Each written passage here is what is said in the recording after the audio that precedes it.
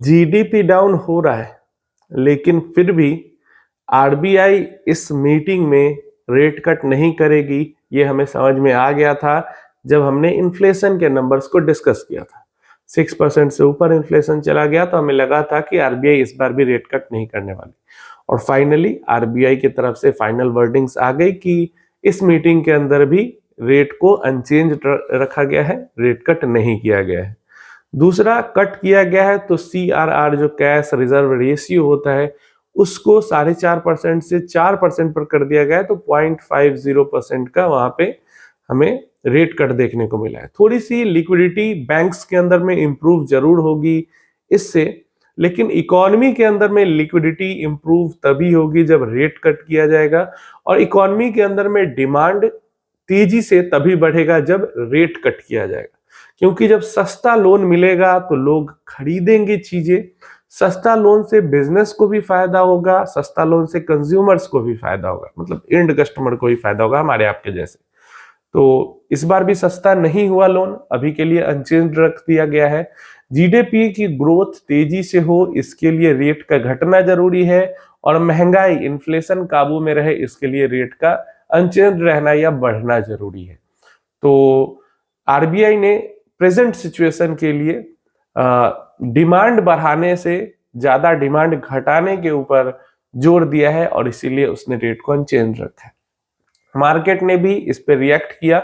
Market जा सकती थी पॉजिटिव टेरिटरी में, लेकिन मार्केट ऑलमोस्ट निगेटिव में है, लेकिन ऑलमोस्ट उसको फ्लैट कर सकते हैं, फ्लैटिस रह गई है, क्योंकि अब इतनी बड़ी चीज न्यूज आएगी।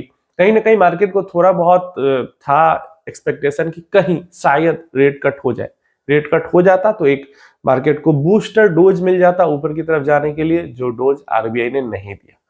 तो ये आज की सबसे बड़ी न्यूज थी कि आरबीआई ने रेट को अनचेंज्ड छोड़ दिया है और सीआरआर कैश रिजर्व रेशियो को घटा दिया गया है।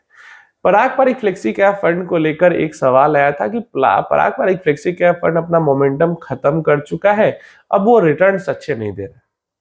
देखिए, अगर आपको भी ऐसा लगता है कि पारंपरिक फ्लेक्सी कैप फंड रिटर्न अच्छे नहीं दे रहा है, तो आपको समझना चाहिए कि वो अभी रिटर्न अच्छे क्यों नहीं दे रहा है। वैसे तो अभी पिछले 2-3 महीने से तो मार्केट ही अच्छा नहीं था, लेकिन वैसे भी पारंपरिक का रिटर्न डाउन होने का एक बहुत बड़ा रीजन है उसकी इन्वेस्टिंग स्ट्रैटेजी।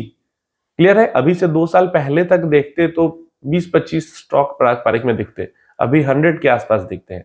ये मैटर नहीं करता, मैटर ये करता है कि देखो, जैसे मैंने बोला था कि क्वांट म्यूचुअल फंड ने अपने इन्वेस्टर्स को नोटिफाई किया है कि वो ऑलमोस्ट फुल्ली जितना वो इन्वेस्ट कर सकते थे उतना मार्केट के अंदर में उन्होंने पैसा डिप्लॉय कर दिया। उन्होंने ज्यादा कैश अब अपने पास नहीं रखा है, उनको लग रहा है कि मार्केट यहाँ से रिवर्स करेगा तो वो पूरा का पूरा मार्केट के अंदर में इन्वेस्टेड हो चुके हैं। लेकिन इसी के उल्टा जबकि मैंने जब ये क्वांट वाला वीडियो बनाया तो लोगों ने कहा कि क्या मार्केट तो ऊपर जाएगा ही तो रिटर्न्स तो बनेंगे ही, लेकिन ऐसी बात नहीं है। कौन कितना इन्वेस्ट कर रहा है ये समझना जरूरी है।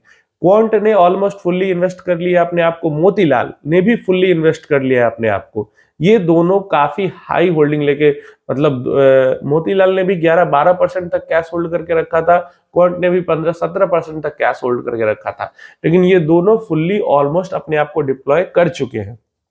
लेकिन पारंपरिक फ्लेक्सी कैप फंड का लेटेस्ट भी अगर आप डिटेल्स चेक करते हो स्कीम का, तो अभी भी 18-19% तक पैसा उन्होंने कैश होल्डिंग में ही रखा हुआ है। डेट के अंदर इन्वेस्ट करके रखा है तो कैश होल्डिंग में ही रखा है।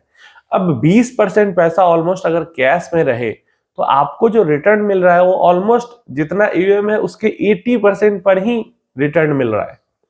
जो मान लो अगर नॉर्मल कैश होल्डिंग 3% भी रहती है स्कीम्स की, तो 17% पैसा जिस पे रिटर्न जनरेट हो सकता था उस पर रिटर्न जनरेट नहीं हो पा रहा है, वो बस पड़ा हुआ है ऐसे ही, 1-2-3% रिटर्न जनरेट होकर बस ऐसे ही पड़ा हुआ है। तो ये रीजन है कि पारंपरिक आपको अभी स्लो दिख रहा है। क्लियर है? और इस पॉइंट ऑफ टाइम पे जहां पे 2 एएमसी जिन्होंने काफी कैश होल्ड करके रखा था, उनको लग रहा है मार्केट यहाँ से बढ़ेगी तो उन्होंने पैसा फुल्ली इन्वेस्ट कर दिया है, लेकिन पारंपरिक एएमसी को अभी भी लग रहा है कि मार्केट यहाँ से गिर सकती है। जो भी रीजन हो, कुछ भी उन्हें लग रहा हो, उन्होंने अभी भी कैश होल्ड करके रखा है। तो यहाँ से मार्केट ऊपर भागती है जब मार्केट, अभी तो मार्केट रिकवर हो रही है, रिकवर होने के बाद जब एक बार थोड़ी रैली करेगी तो हमें समझ में आएगा कि कौन एएमसी सही हो रही, कौन एएमसी खराब हो रही है। तो ये टोटल ऐसा नहीं कि रैली करे तो सब अच्छा ही करे, रैली नहीं करे तो सब बुरा ही करे। स्ट्रेटजी पे बहुत ज्यादा डिपेंड करता है, कौन कितना पैसा इन्वेस्ट कर रहा है उस पर बहुत ज्यादा डिपेंड करता है। तो अब नेक्स्ट जब रैली आएगी तो आपको समझ में आएगा कि कौन से फंड सही कर रहे हैं, कौन से फंड खराब कर रहे हैं। अभी के लिए पराग पाढ़ी को आप बुरा फंड नहीं मान सकते। जानबूझकर उन्होंने, ऐसा नहीं कि उनका जो बेट था वो गलत चला गया, वो रुके हुए हैं जानबूझकर। जिस भी रीजन से उन्होंने कैश होल्डिंग बहुत बढ़ा के रखी हुई है, कैश होल्डिंग जब वो कम करेंगे तो उनके रिटर्न्स भी बढ़ने लगेंगे। अब वो इस महीने कम करते हैं, अगले महीने कम करते हैं या उसके अगले महीने कम करते हैं, मार्केट में पैसा जाएगा, मार्केट ऊपर की तरफ जाएगी तो रिटर्न जनरेट होगा। जो होल्ड करेगा उसको फायदा मिलेगा, जो इधर उधर जंप करते रहेगा वो बस जंप करते ही रहेगा और टैक्स भरते ही रहेगा।